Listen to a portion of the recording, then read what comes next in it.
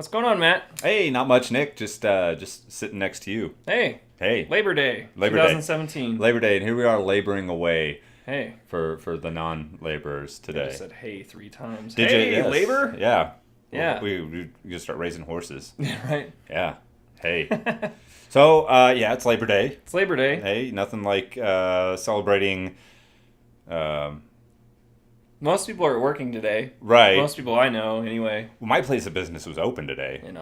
I had the day off today. It was Oh, well, I had the day off too, but it wasn't like a Labor Day. Like, hey, you're off Labor Day. No, it's just because it's a Monday for me. Okay. Which, fair Yeah, enough. Same with you. It is what it is, Hey, right? why not celebrate all that hard work by not working? Not working at all. Sounds good to me. Absolutely. Yeah. Hey. So let's jump into this, Matt. Let's do it. So, The Burning Man. right. So this is man.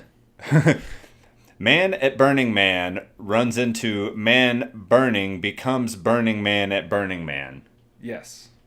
or something like that. Now break this down, Matt, so we know. Okay, so every year, Burning Man, it's kind of a social experiment that happens every year. They per their website, they create community under extreme conditions. Extreme right. conditions being a fucking desert. They go Burning Man is not a festival, Matt. not a festival. It's a community. Community, not a festival. A Which temporary city. fair enough. If there's no music, it's not really a festival. Right. It's sort of like Country Jam. It is Country Jam. Country Jam is a community. But this isn't Country Jam. This No. is Burning Man. No, and not all of these people are assholes. So what's the difference between Country Jam and Burning Man? The big difference is nobody's trying to pass anything off as music. But beyond that, so people get together. This is kind of like there's a bunch of collaboration. So there's a bunch of team exercises from what I can see.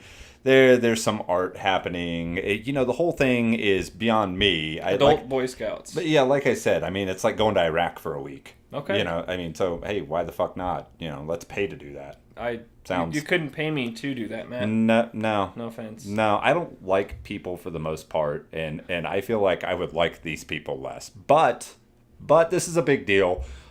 So there's this huge evening pyre that they do, and pyre is it's one of the few words that has Y in the middle Yes, of it. it is. Yeah. Yeah, or Mayday, I guess. Right. It's actually a game I got to check out by Supergiant Games. It just came out. If you like Bastion, Transistor, Pyre, bam! We're pointing. Yes. We're I just pointed. You've pointed a lot. That's fine. I like it, man. I'm gonna start saying jabroni. This statue, this pyre. Right. It's called Man Burning. Man burning. And it looks like a giant wicker man burning. Go figure. So right, I mean, naturally, if there's art, it's community. You have a community called Burning Man, which is not really the name of the community. The name of the community is actually Black Rock City. Okay. But nonetheless, this guy took this extremely he did. literally. I mean, he quite literally embodied. He actually embodied the festival, the pyre. So I shouldn't laugh at this because but it's kind of funny. It is well, kinda it's funny. unfortunate that, but no, that's kind of what happens. When you're human. It's the picture, by the way, is wow. Good God Almighty. Talk about man, you got to Google that one. That's beautiful. Thanks. I mean, his life was not in vain. Now this guy. I have to point out, this guy died after evading the attempted tackles of multiple rangers and law enforcement to make it into this flame. Right. So this was a mission, man on a mission. He was, and this image is just this. If this doesn't win image like some kind of photography contest this year, no kidding, I will be dipped in so much. I will be dipped in oil. Oil. It's that's just weird oil. Well. Maybe, I don't know. Things are going pretty good with the girlfriend.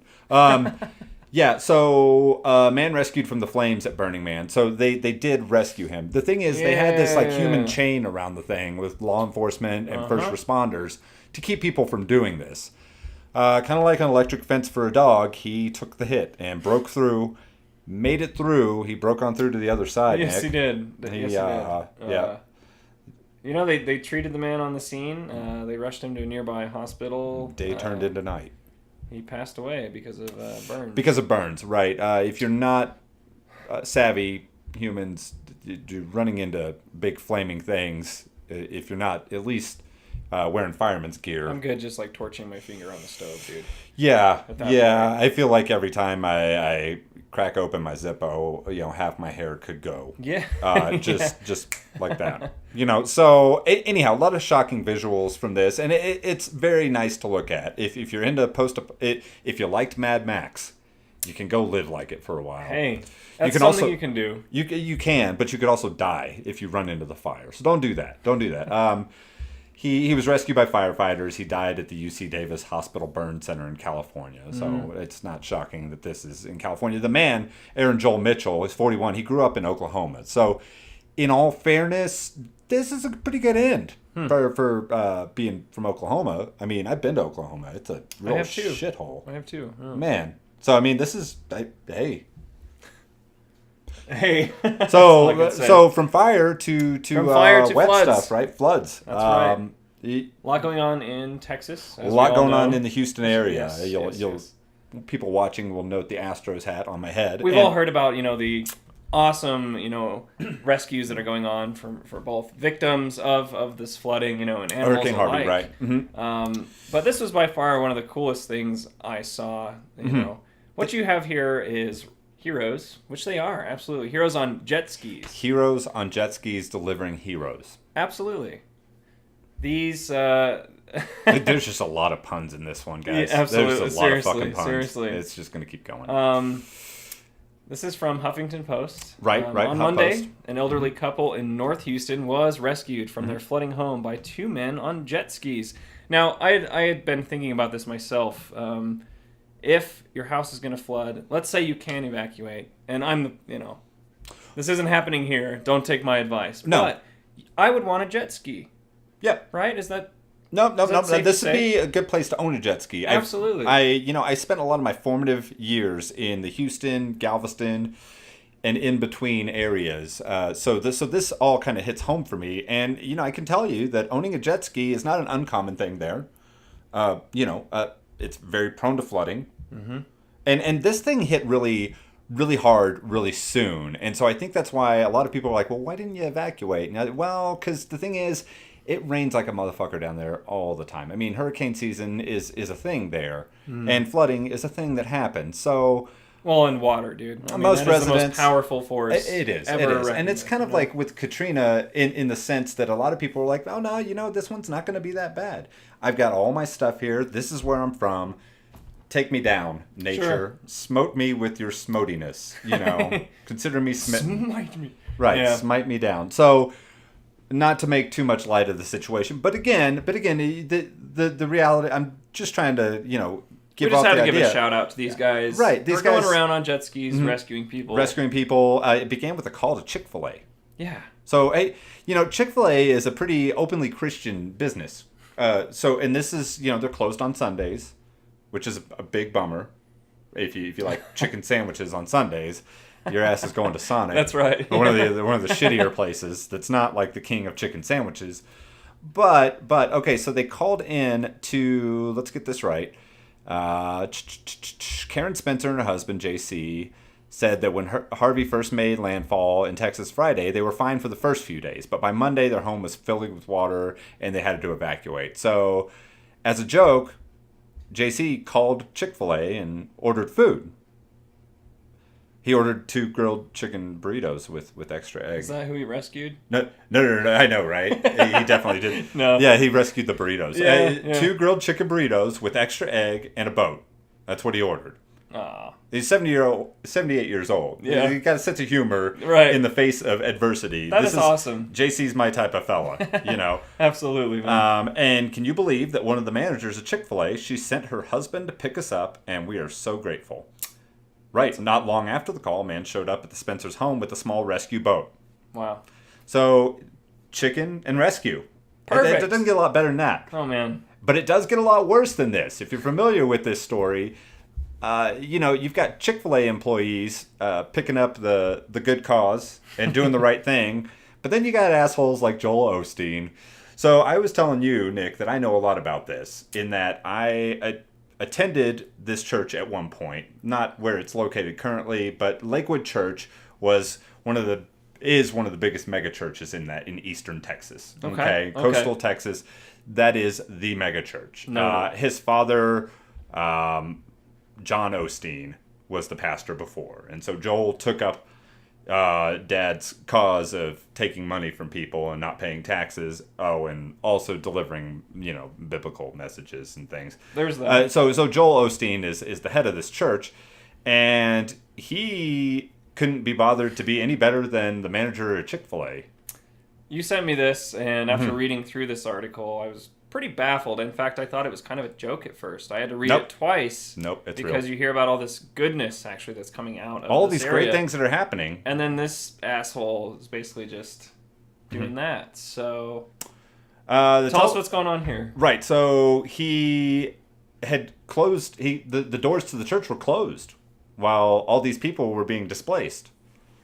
And that's a good way if you own if you're the pastor of a church that meets at a place where the Houston Rockets used to play basketball. Right. That's a good way to keep all those nasty, poor, wet people out of your property. And I want to point this out before we get too into this. Mm-hmm. The building, this church of his, had previously flooded back in 2001. Right. Floodgates were then later installed. So he had the protection for this. Yeah. Now, the thing that pissed me off is, at first I was like, I saw reports about this, and I'm like, okay, there's got to be a reason for this. And so I went to Twitter, and because that's what you do now. You just fucking go to Twitter, right? There you go. And I went to Twitter, and sure enough, there's some people that are maintenance workers there at the church, and they're posting things like, don't believe this. This church is flooded. It's not safe for people. And they're showing pictures. But it wasn't, it turns out. So they were lying. So they were lying. That's a shitty thing to do. I think they were using pictures from the flooding that happened in 2001. Oh, man. Or like all like really bad JPEGs. Like they were terrible, like from a BlackBerry Curve. Yeah, So and Osteen's response, his like he comes back with, well, the city didn't ask me to open the doors. Like motherfucker, what? The city didn't ask you? Like But, that's not how this works. But mom didn't ask. That's not how it works, Bible guy. Like holy shit. I mean. Is it the city's job to go around and be like, hey, you should probably you should be a good person. Yeah. Hey, it's not the city's job to tell you how to be a good person, Joel.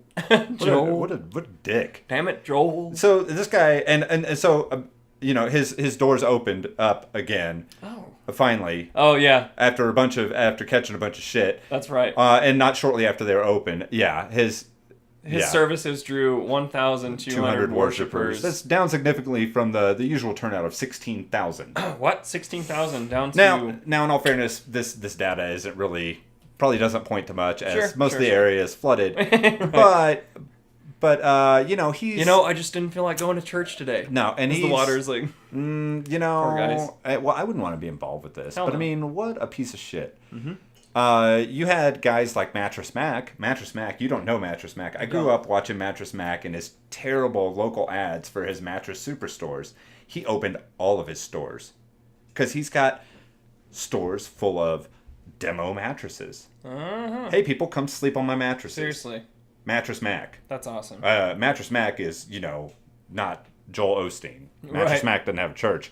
But he's also not lying to people. I don't like people that lie, Matt. No. That's my big pet peeve. Well, I don't either, and especially when you're heading up like one of the biggest mega churches in all of Texas. So, right. So we move from Joel to other people that are really good about from talking. Joel to Peter. Right, and Peter doesn't deliver Molyneux, shit either.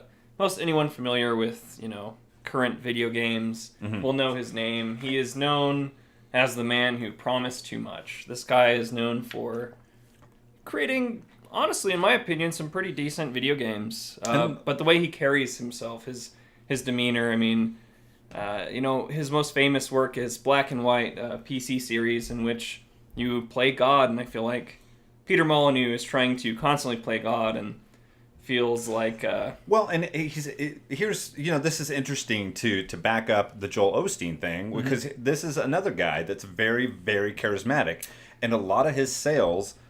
the sales of his games have come from his charisma. Right. He's not trying to save souls, but I mean, the funny thing is here, this comes to us from Kotaku, and when you type Peter Molyneux into Google, the first autofill result is Peter Molyneux lies.